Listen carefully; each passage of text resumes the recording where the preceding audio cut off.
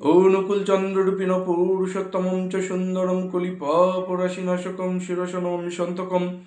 প্রণাম জানাই গুরুকুলের সকল সদস্যের প্রতি, ভক্ত স্বজন দাদা মায়েদের আনন্দিত জয় গুরু। আজকের আলোচ্য বিষয় ঠাকুরকে প্রশ্ন, সময় না পেলে ইষ্টভীতি করব কেমন করে। তো এই বিষয় নিয়ে আলোচনা। একটি মা ঠাকুর ধামে দেওয়া করে এসে ঠাকুরকে নিবেদন করছেন যে ঠাকুর, আমি তো ইষ্টভীতি করার সময় পাচ্ছি না, তো আমার জন্য অন্য কোনো কর্ম আছে কি না। তো ঠাকুরকে যখন বললেন, ঠাকুর তখন পাল্টা ওই মাটাকে প্রশ্ন করে বললেন যে মা, তুমি তো সময় পাও না ইষ্টভীতি করার, তো তোমার কি এমন হয়েছে যে তুমি কোনোদিন খাওনি, কোনোদিন ঘুমাওনি, কাজের চাপে তুমি পায়খানায় বসনি পায়খানা করার জন্য? হ্যাঁ, এমন কি তোমার হয়েছে? খাওনি, ঘুমাওনি, পায়খানায় চাপ দাওনি, হয়েছে বলো?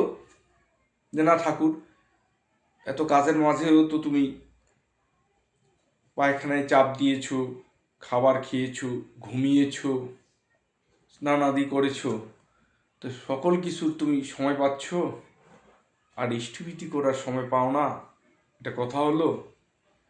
হ্যাঁ, ইষ্টভীতি পালের দড়ি, ঝড় তুফানে যায় না সিঁড়ি। যতই আসুক বিপদ আপদ, যেমনই হোক প্রাণ, ইষ্টভীতি আনে আনে সবার পরিত্রাণ। বিপদ আপদে বেড়া জালে শক্তি যদি পেতে চাস, নিত্য ইষ্টভীতি করিস, কাটবে পাস। তো সকলে কিছুর পাই হে সময়, তোমারে ডাকিতে পারি না, তোমার ইষ্টভীতি করিতে পারি না।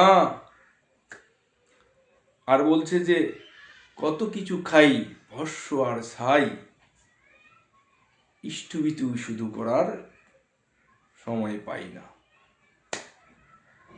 ওই বৈষ্ণব কথনে আছে যে সকলে কাজের পাই হে সময়, তোমার এই ডাকিতে পারি না। তেমনই করে বলেন, আমি সকলে কিছুর পাই হে সময়, ইষ্টভীতি করার সময় পাই না। আমি কত কিছু খাই ভস্য আর ছাই, তেমনই বললেন যে আমি কত কিছু করি, খাওয়া আর ঘুমা, কিন্তু ইষ্টভীতি করি না। তাহলে হবে না, কি করতে হবে?